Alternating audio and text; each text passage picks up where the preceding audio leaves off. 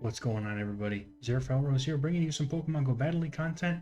In today's video, we're going over the Pokemon Go Adventure Week 2022. We've got a couple new debuts this week and pretty much almost nothing else. So let's just jump right into this video here with this event and see what we have in store for the next week here, starting on June 27th at 10 a.m. all the way till Sunday, June 12th. So basically, right now, through the end of this Sunday.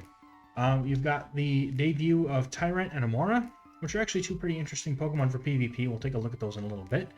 And then we've got some event bonuses here. So we've got double XP for spinning Pokestops, 5 times XP for spinning a Pokestop for the first time. And because we hit the Ultra Unlock bonus for the during GoFest, we get half egg hatch distance on incubators. So that's pretty nice, especially because there are some eggs to be had in this particular event. Now, as also part of the Ultra Unlock, we get the F form, yeah, of Unknown, and you can get a shiny one, and I believe it's in raids only. So speaking of raids, we've got a very non-flashy 1-star lineup, I don't care 3-star lineup. Raiders might enjoy this more, but it's PvP, we ain't messing with this stuff.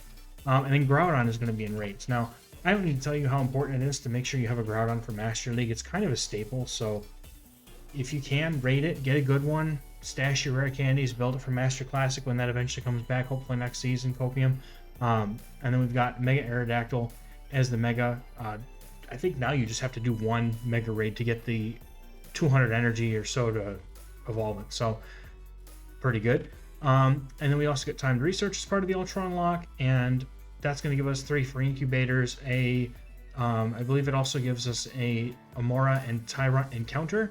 And then the last bit of the Ultra Unlock that we get is a Research Day. We haven't even gotten into the regular spawns and stuff yet. We're still in Ultra Unlock. So Ultra Unlock on Sunday, the last day of the event, from 11 to 3.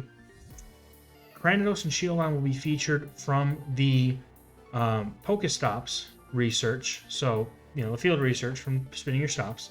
And you have an increased chance of getting shiny Cranidos and Shieldon. So I'm going to be, I'll get like probably 1 to 5 stops around me. I can probably go and get those. So hoping to get the shiny Cranidos because it's a really cool shiny.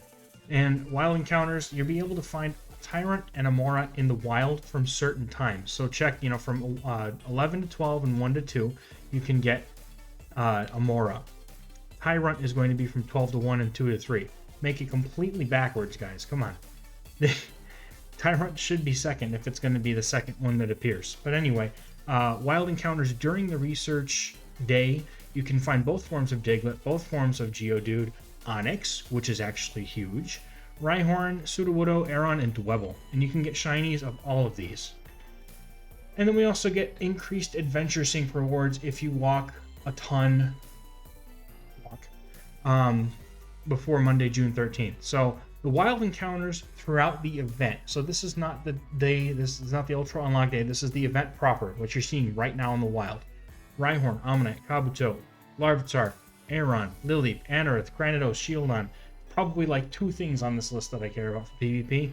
That's going to be Shieldon for those Bastiodon users out there, and then Lileep if you want to get like a spicy Cradilly for Great and Ultra League. That's about it. And then if you're lucky, you'll encounter Graveler, Aerodactyl, or Pupitar.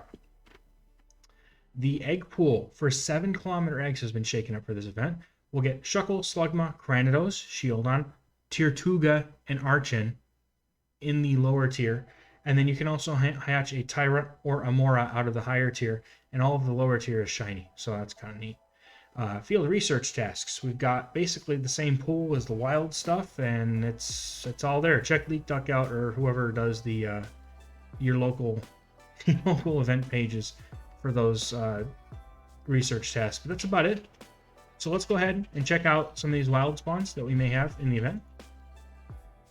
So I told you it's not much. It's literally Bastiodon and Cradilly. That's the only things that are really PvP relevant from this event. That's from the wild spawns proper. There's still the research day, which we'll talk a second.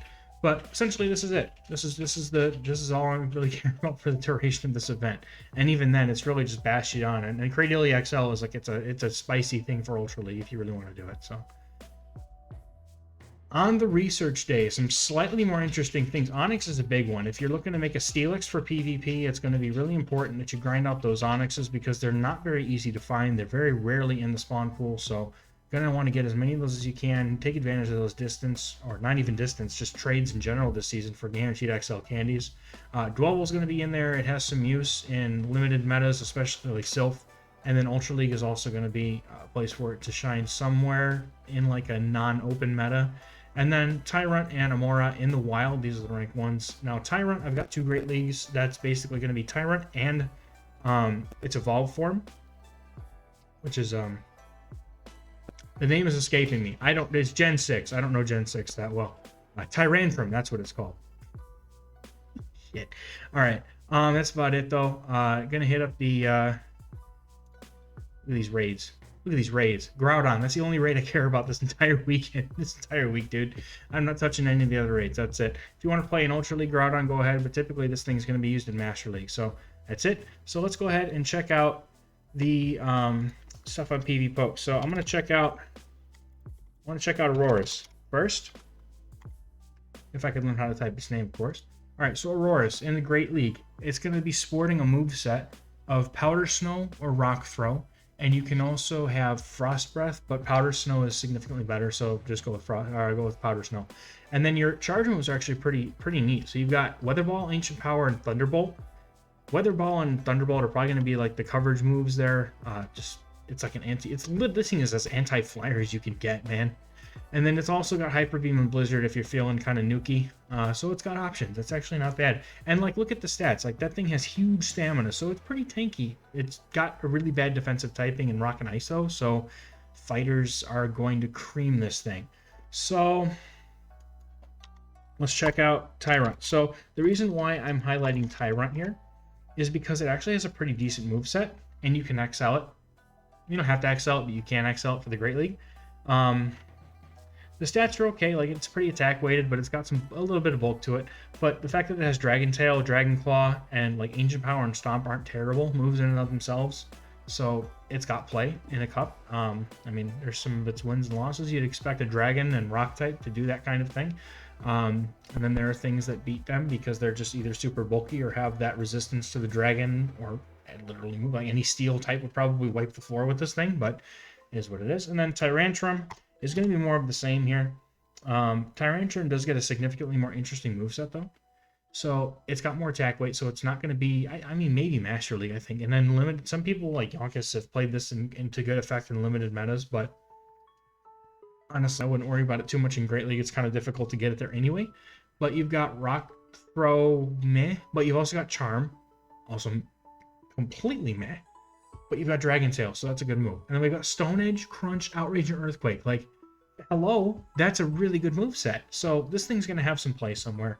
It's got a heavy hitting fast move. It's got like a super broad. Like, you could run any mixture of these moves and just absolutely do damage. So, and that's gonna be more so up in the Master League here. So we've got the rankings here. Let's check out the Ultra League. So again, we're going to start with Aurorus. Let's just check out some of the wins here instead, because the Great League is not going to be the place you want to play Aurorus. I think you'd be better off playing it here in the Ultra League. So like, wipes the floor with Giratina. Talonflame has nowhere to go. Sylveon is, I mean, Charmers are a good win for anything. And then Walrein, because it basically is dealing nothing but resisted damage except for the Earthquake, but you know, Walrein can't really deal with Thunderbolts real easily, so, and it also can beat an Umbreon in a straight fight too, which is interesting. But obviously Steel types, you know, Swampert with its spammy ground moves and neutral are actually super effective water damage.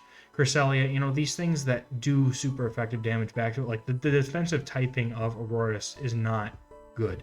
So you have to basically take that and find a way around it, because otherwise, you know, if you can get it against something that's weak to it, it's great. But like at the same time, it's very like either flip flop. It's one or the other. So, and then we're gonna look at Tyrantrum here real quick.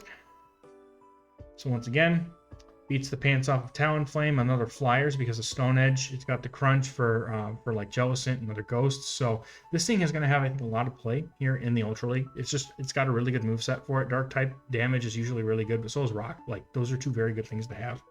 So I'm going to check out the Master League for the rankings. I want the rankings. Let's check out Master League, and I'm checking Classic. Like I said, guys, I don't really support playing in the open Master League because my pockets aren't that deep, but let's take a look at it and see. So it beats Moltres, it beats Victini, beats Zapdos. You'll never see any of those, by the way. I'm totally just I'm being facetious. Ho was on the list though, but the thing is that we've got Dialga, Kyogre, Mewtwo, Melmetal, and Giratina. So I expect this thing to have play in more of like a Classic Cup, or a Premier Cup Classic. So unfortunately, we don't have those rankings available on PvPoke at the moment because they cycle through. So it's going to be I would like, it's like going to be like Haxorus. You know, it's going to be really good in that meta. But that covers the entirety of this event. So yes, it was a little bit longer because I wanted to take some time to go over all these new Pokemon. But in essence, Credilli and Bastiodon and the new stuff. That's really it. And Onyx, too, on Sunday. So that's going to do it for me, guys. Thank you so much for taking the time to go through this event with me. Have a great adventure week. Get out there, walk your pants off, and I'll catch you in the next one.